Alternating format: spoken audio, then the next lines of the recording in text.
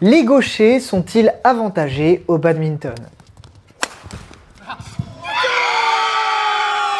Depuis bien longtemps, le badminton mondial est dominé par les Asiatiques et les Danois. Et oui, c'est un sport, c'est même un sport olympique, donc le prochain qui dit « je peux pas, j'ai badminton », je lui mets mon poing dans la... Malgré quelques performances extraordinaires, la France, qui compte aujourd'hui 200 000 licenciés, n'a jamais obtenu le moindre titre mondial majeur. C'est triste à dire, mais la France est une nation secondaire du badminton. Mais ça pourrait peut-être changer. Nous avons probablement la génération la plus douée que la France ait connue, et l'un d'entre eux se démarque particulièrement. Christo Popov, vice-champion du monde junior, résultat jamais atteint par un joueur français, a un atout que les autres n'ont pas. Il est gaucher. Et il faut avouer que les gauchers brillent dans le monde du badminton. Lin Dan, la légende vivante du badminton, parfois considéré comme le meilleur joueur de tous les temps, est gaucher. Kento Momota, le prodige japonais resté longtemps numéro 1 mondial, est gaucher. Je disais que la France jouait en seconde zone. Ce serait oublier les catégories de para-badminton où les Français brillent, notamment Lucas Mazur, champion olympique en simple, et l'incroyable Faustine Noël, vice-championne olympique en double mixte, justement avec Lucas Mazur. Et devinez quoi? Ils sont tous les deux gauchers. Coïncidence?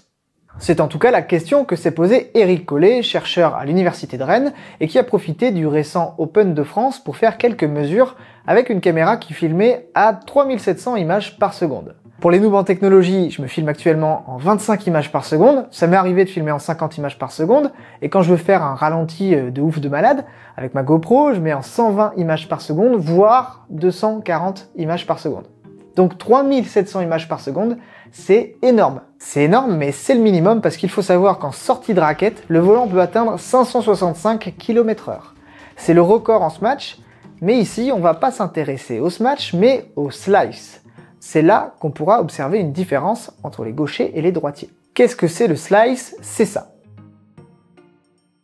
En gros, le smash, ça va vite, mais ça va loin. L'amorti, faut aller chercher, mais c'est lent. Et le slice, c'est un peu entre les deux. Ça va vite et ça va près du filet. En fait, la raquette va très vite. Je vais le faire n'importe comment, mais c'est parce que j'ai pas le plafond. On va très vite au niveau de la raquette et on frotte le volant. Ce qui fait que, en défense, on s'attend à un smash, parce que ça va vite la raquette. Et en fait, le volant, il va pas aller si vite que ça, mais vite quand même. Et il va plonger derrière le filet. Et ça pique. Ça pique parce que ça va vite et il faut aller vraiment loin devant. Donc c'est pas évident. Donc les droitiers vont frotter dans ce sens et les gauchers, ils vont frotter dans ce sens-là. Donc c'est le sens opposé. Vous allez me dire, c'est pareil, mais de l'autre côté. Eh ben non, parce que en fait, le volant n'est pas symétrique. Donc un volant, c'est comme ça, c'est fait avec 16 plumes doigts. Il fait la mise au point sur Kia. Donc voilà un volant de badminton, c'est fait avec 16 plumes doigts. En général, on prend l'aile gauche. Apparemment, les ailes sont plus homogènes. Et vous voyez que du coup, elles sont mises de façon asymétrique. Voilà, elles sont devant, derrière. Et donc, ça induit une rotation spécifique. Et en fait, à cause de cette disposition des plumes, le volant va toujours tourner dans le même sens, toujours dans le sens anti-horaire, dans le sens inverse des aiguilles d'une montre. Quand on est derrière le volant, hein. J'ai bien vu sur la vidéo que ça tournait dans l'autre sens. Et donc cette rotation et donc cette dissymétrie a un impact sur les trajectoires. Donc, pour reprendre l'expérience, ils ont pris un gaucher et un droitier, des joueurs de haut niveau évidemment, et ils faisaient leur slice soit au fond à gauche pour le gaucher, soit au fond à droite pour le droitier. Et voilà les trajectoires obtenues. Les trajectoires des gauchers touchent le sol au bout d'un petit peu plus qu'une seconde. Pour les droitiers, en revanche, c'est un petit peu plus rapide, un petit peu moins d'une seconde. Alors certes, pour les gauchers, la trajectoire est un petit peu plus lente, mais elle arrive avec un angle plus important, 64 degrés par rapport à 50 degrés. Autrement dit, pour un volant qui passe à la même distance au-dessus du filet, la trajectoire d'un slice de gaucher va arriver plus proche du filet, et certes un peu moins rapidement, mais ça va faire plus mal, hein. C'est quand même un avantage pour le gaucher. Alors comment ça se fait? Eh bien je vous ai dit tout à l'heure que le volant tournait toujours dans le même sens. Mais quand on slice un volant, on lui applique une force de rotation. Une force de rotation opposée selon si on est gaucher ou droitier. Le droitier va appliquer une force de rotation qui est la même que celle que le volant a naturellement. Donc les forces de rotation s'ajoutent. C'est pour ça que ça va plus vite. On peut le voir sur cette vidéo, le volant tourne toujours dans le même sens.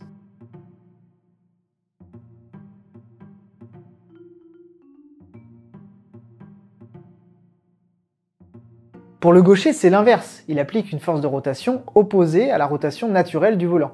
Donc le volant va partir dans le sens de rotation opposé, arrêter de tourner et reprendre une rotation naturelle. C'est pour ça qu'il va moins vite, c'est à cause de la rotation du volant. Il y a un autre effet qui change la trajectoire des volants, c'est l'effet Magnus. En gros, la rotation d'un corps affecte son mouvement en général. Ici par exemple, on pourrait s'attendre à ce que le rouleau suive la trajectoire en jaune. Eh ben, pas du tout.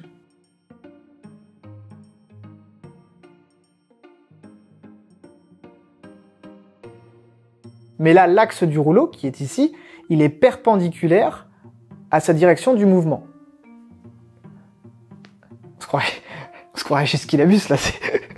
Normalement, pour le badminton, on ne prend pas en compte l'effet Magnus, puisque son axe de rotation est dans la même direction que son mouvement. Donc il n'y a pas d'effet Magnus dans ces cas-là. Sauf que, grâce aux vidéos, on peut voir que juste après l'impact de la raquette, le volant se trouve en position perpendiculaire par rapport au mouvement. Et à ce moment-là, pendant un très court moment, l'effet Magnus existe et change de façon subtile la trajectoire du volant. C'est le cas pour le droitier et pour le gaucher, mais pour le gaucher, cette position perpendiculaire est un peu plus longue et donc la trajectoire va être un peu plus modifiée que celle du droitier. Donc tous les droitiers, vous pouvez me dire merci parce que vous avez enfin une bonne excuse pour perdre contre les gauchers, même si entre nous on sait très bien que vous avez juste mis un 7,5 à remarquer que votre adversaire était gaucher ou gauchère et que vous avez tout joué sur son coup droit.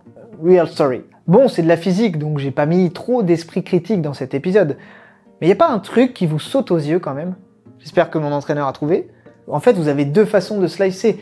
Vous avez celui qui a été utilisé dans l'étude, le slice un peu classique, comme ça. Mais vous avez aussi le reverse slice, comme ça. En haut, hein, bien sûr. Et le reverse slice, bah, ça correspond à un slice normal de gaucher, en fait. Donc l'avantage qu'auraient les gauchers sur le slice, eh ben, les droitiers auraient a priori le même sur le reverse slice. Donc non, ça ne vous donne pas une excuse pour perdre, et ça veut aussi dire que nos champions de badminton ont bien mérité leur titre, les gauchers comme les droitiers.